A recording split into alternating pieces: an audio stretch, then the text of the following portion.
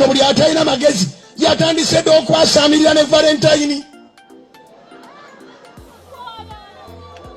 Wali abantu nga b'obusiru babuzaalirwa ddala baava nabwo mu mbuto, bw'akwata akalenda mu mwaka yeerabira nti mukozi gwe bakozesa, n'akebera ennaku zonna ze bamyusizza, ezimu n'aziyombesa.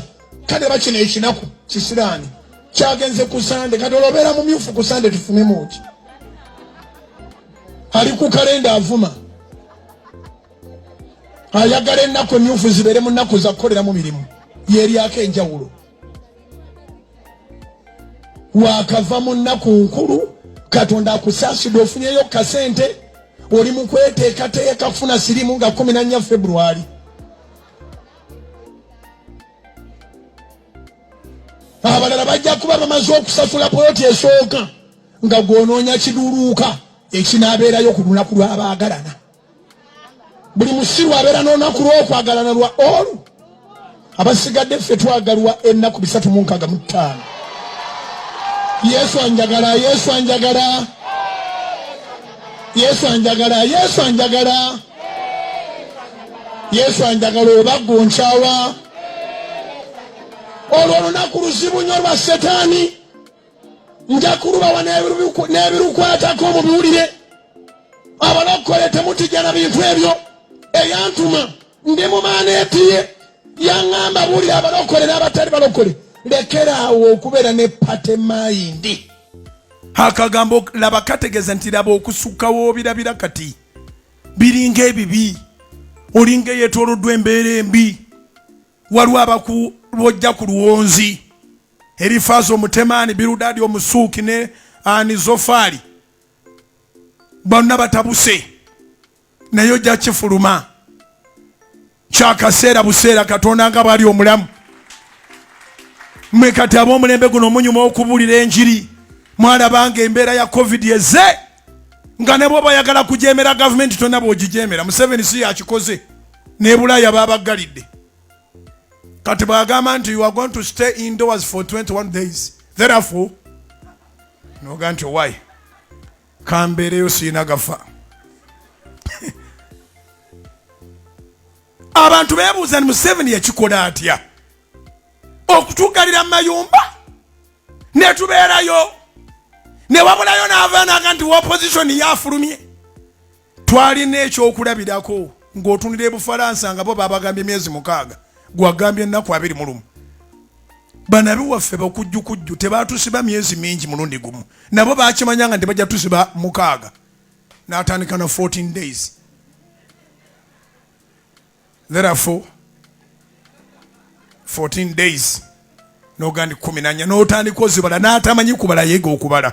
Leero ziri 9, tuwezeze ennaku 11, ziweze 12 ajja kututa, ziba ziwera 13 najja olw'eggulu. Therefore 21 days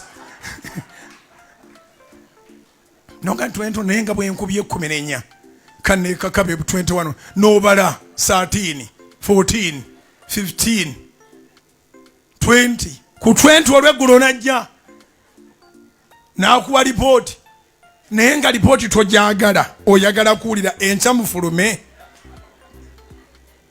Lipooti abaagimana n'agamba therefore another 21 days. N'ogandi Katonda wa Museveni otukoze eki, naye nga twena bw'omuyombesanga n'eyitale waggale.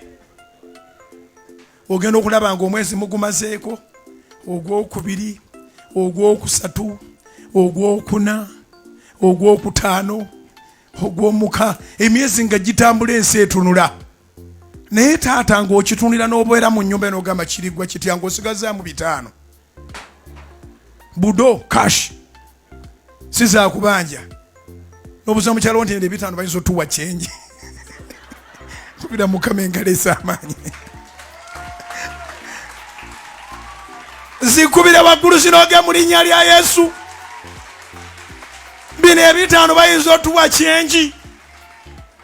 Abakazi bonna ebiwabatulo ne bikutuka, gwowa omutwalo tafukamira bufukamizi, akuta n'akalevu.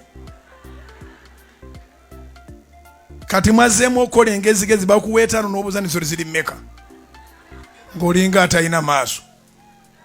lulinga omusimba omutwalo omaze 21 days emirundi esatu temuvangawo n'omuga nti omutwalo guno n'akutundira ng'olinga Gaburiyeri oleetedde Mariya amawulire amalungi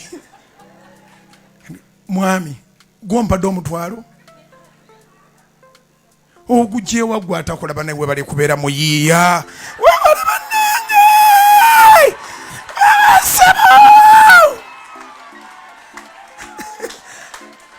ne weebaza omwami okuyiiya nze nakimanya nti nyina omusajja zikubira mukama engalo ez'amaanyi mbegayiridde embeera yajja kutuhambolinga empisa ze mwalaganga nga bakuwadde omutwalo luli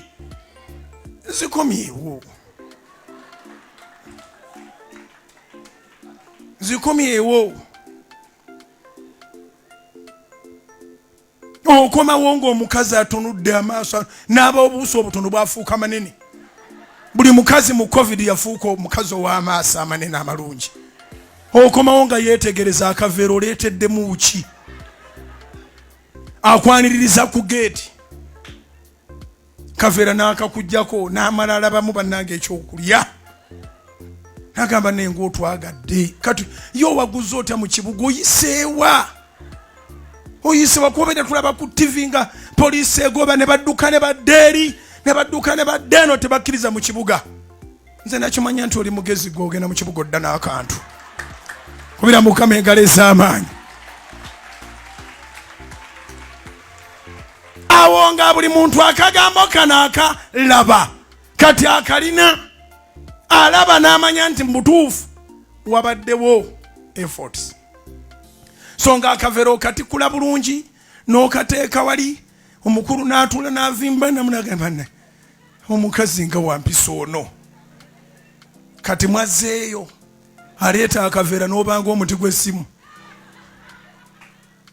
n'asooka alowooza nti byebiri ebya covid sooka nawuubawuuba akaveera ati ngalowooza nti bw'onookawulira nga koogera bw'onoowulira nga akaveera kakwakwaya onoovaayo naye nawe neweetuulako oli kulaba kasoopuko neweetuulako nogani bw'anaakowa n'akawummuza n'akowa n'afunawo akawummuza naye no ebyo si bye byantutteyo okwogera naye nabyo bikulu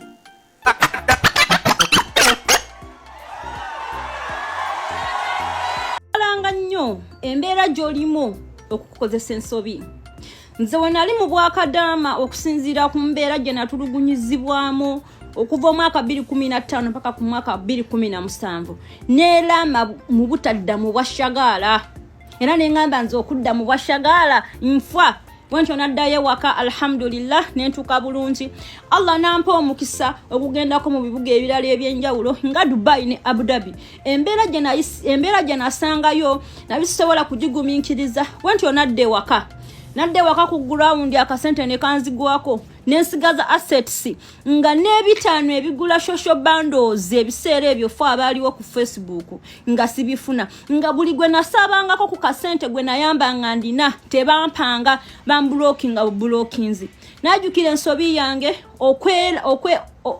okugamba nti okudda mu Bwakadaama nfa we najukira ensobi yange naddayo eri Allah nenkola tauba nemwegayirira Allah okunsonyiwa ankyusizeemo ampa omukisa omulala watyo Allah yampa omukisa omulala nenziramu n'erinnya ennyonyi 2018 September we nalinnya ennyonyi nenzija nakola emyezi gyali 4 mukama wange nansasulako ebiri naginnuma okwalinga okunsasula yansitula nagenda nantunda mu kampuni endala eyo kampuni nenfunira mukama wange omulala nagendayo kugezesebwa kwali kungi natulugunyizibwa nnyo nayita mu bingi ebiri wakati wange ne Allah wange wentyo nakoola Allah nayitiriza okumutegeeza Allah ebiseera ebyo nga nze sirinayo omuntu gwensobola kutegeeza ensonga zange ng'oggyeko Allah tabaraka wa ta'ala watyo lumumba mpitaayita nensisinkana omuddu wa Allah gwe yansindikira nampa idea ey'okufuluma wabweru nemugamba kaneerowooze we nadde waka embeera yeyongera okubeera embi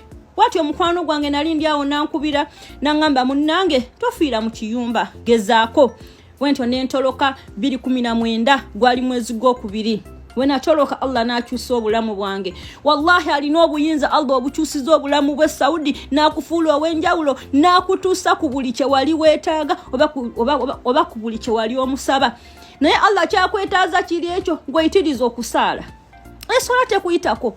Kabeere nga waliwo abakujaji nga bangi gweyitiriza okusaala. Teekawo enkolagana ne Allah wo. Mutendereze n'amatendo ge amajjuvu. Ebigambo subhanallah, alhamdulillah, Allahu akbar, la ilaha illallah, la hawla wala quwwata illa billah. Bikumira ku lulimi lwo oli kusiika oyoza ebintu. Onaza masuwani, ova chuminga, osimula. Yitiriza ebigambo ebyo. Allah agenda kwanukula essaala zo, annukule dduwa zo, akufuule ow'enjawulo. Alina obuyinza Allah ku buli nsonga yonna. Eno Saudi Arabia ya Allah si y'Abawalabu. Nsaba Allah bamalire nanga malire. Allahumma amin.